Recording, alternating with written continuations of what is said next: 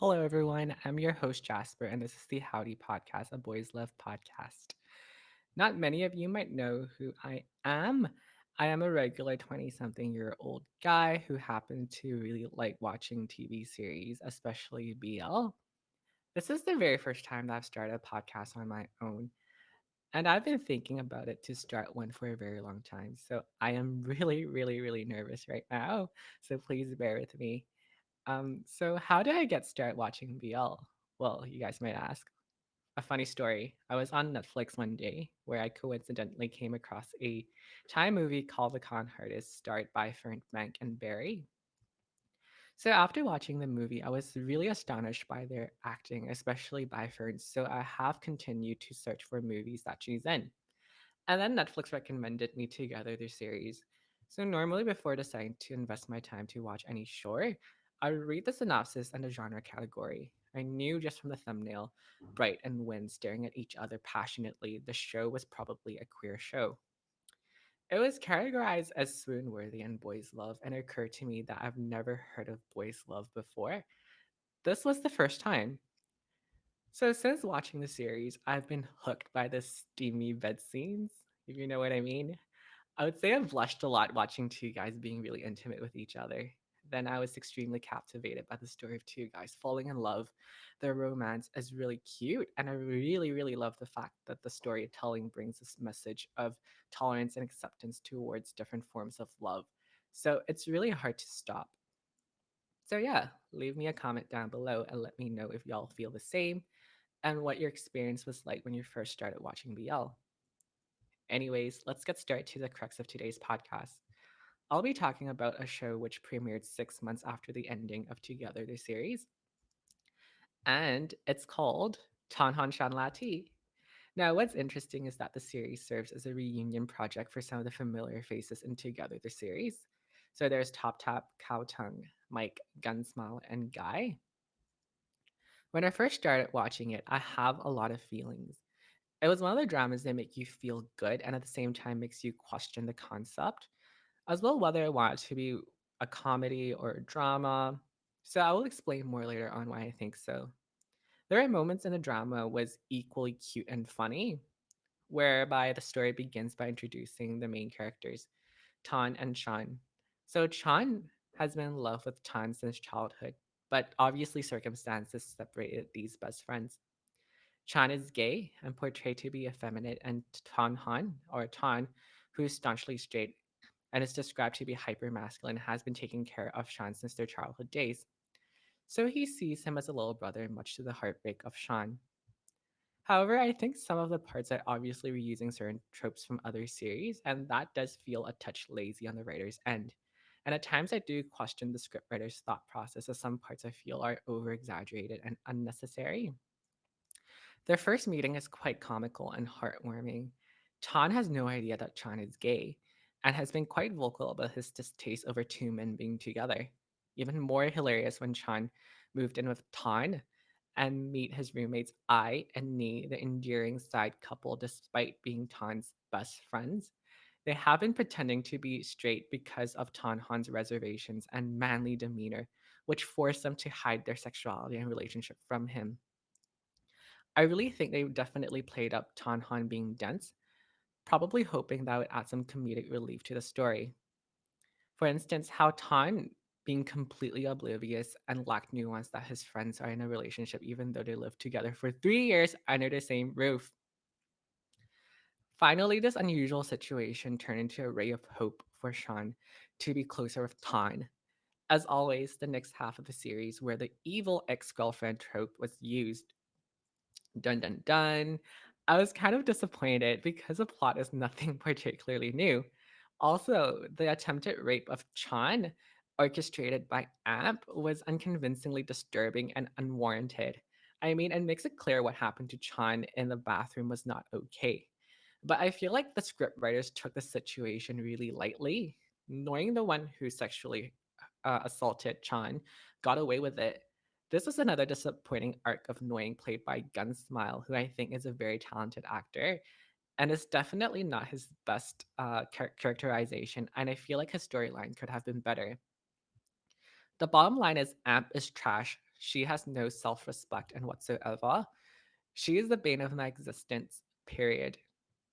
Interestingly, according to the research that I've found within Thai television, shows rape and other forms of sexual violence are highly prevalent, which are the main forms of domestic primetime TV entertainment. So, sexual violence is often administered by men as justified act to women who misbehaved and is justified as a consequence to bad karma and gendered social punishment. Now, why do I bring this up? Well, sexual violence perpetuates in Thai media, and sometimes it has been normalized and excused in popular culture. For example, forced kisses, slaps, unwanted hugs, intentionally touching sensitive parts of a person, and rape. And we seem to be very common due to the idea of this acting has been used for a very long time.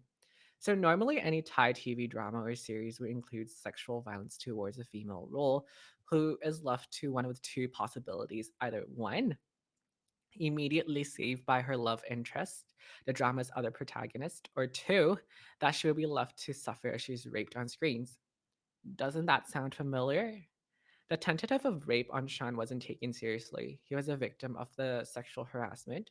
Then he was immediately saved by Tonhon.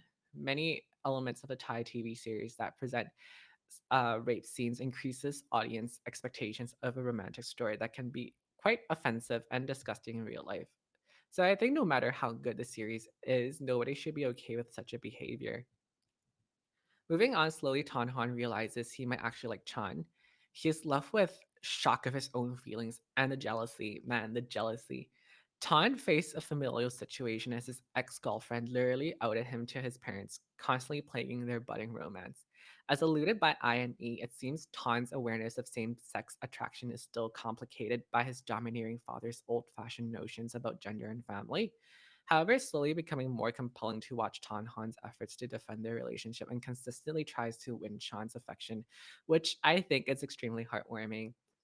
This brings me to my next point, the father who is homophobic and as heteronormative as you can get. For instance, at his birthday party, it was just really drawn out of the fact that he wants Tan to have children and would constantly tell Tan to stay away from anyone who identify themselves to be in the LGBTQ community because they can't produce children. This is very real everywhere, especially in Asia, which filial piety can be toxic to their children and ruin their children's happiness because they might end up in involuntary selection of spouse in order to make their parents happy.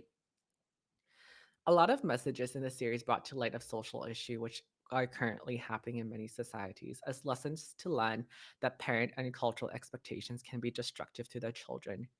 Not to mention the surrogacy. I do think surrogacy is a popular option these days for homosexual couples who are ready to expand their families and who want to be biologically connected to their children.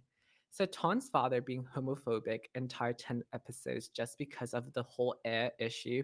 And I understand that they were going for that conservative traditional Asian father angle, but I wasn't so sure that the whole surrogate solution was never occurred to anyone as a possibility before. The entire resolution with the dad was just too quick and convenient at the end. But on the other hand, I feel like choosing Miriam as a surrogate mom, chosen by Tan's dad because she's a virgin, was a bit misogynistic too. In the end, it felt like the whole resolution of surrogacy was about pleasing Tan's unreasonable dad. But I do also want to mention how amazing Sean's mother is, and arguably the most preeminent mother in the BL world. She never questioned her son's sexual orientation and loved him wholeheartedly. Who doesn't love a mother who basically tells her son to talk to his crush because his crush is still his friend, or pushes him to decide to be near his crush all the time and not to be so indecisive? The last episode, I would say, is probably my favorite part of the script when she obliterated Tan's dad by cursing like a sailor, defending her son. She called the dad a limp dick, selfish old man. You know she wasn't playing around. And Na is another one of my favorite characters in the series where he was introduced as one of the viewers supposedly dislike, but he was meant to come between the lovers and it was really convincing because he was so overconfident. For example, he enjoys to show off his wealth. His character development throughout the episodes is immaculate. His clarity of thoughts, feelings for Sean, everything was sorted even after what Miriam and I and Nee put him through. He was still there for Sean and Town. And also, let's not forget, he helped Ton to realize his feelings. So finally, can we just talk about the ending? I guess my biggest complaint of the short was the ending with an attempt of a plot twist that did not make a whole lot of sense to me. I feel like it invalidated all the things that happened in the previous episodes because Ton pretty much was really vocal about his distaste for homosexual relationships.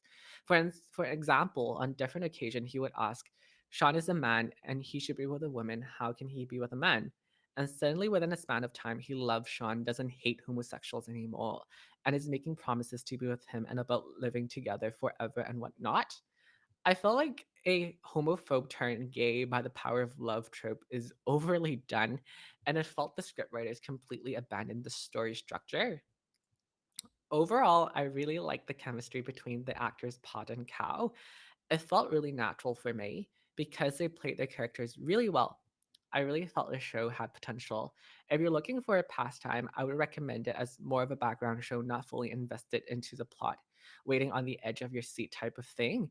It's lighthearted and easygoing, but I think the story had a lot of loose ends, things that I feel like it didn't make much sense to me. In the future, if they were to renew the series for a second season, I would love to see a better pacing of the storyline and a plot that's homophobe free, where sexuality isn't the main source of conflict. It gives people hope that they can love whoever they want.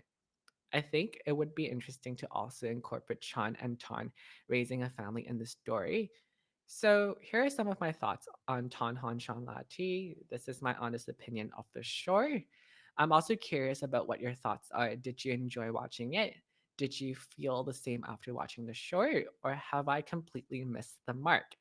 Feel in the comment section down below. If you enjoy the video, please don't forget to give me a like, subscribe to the channel, and follow my Instagram, Twitter, and Patreon, which will also be linked in the description box down below.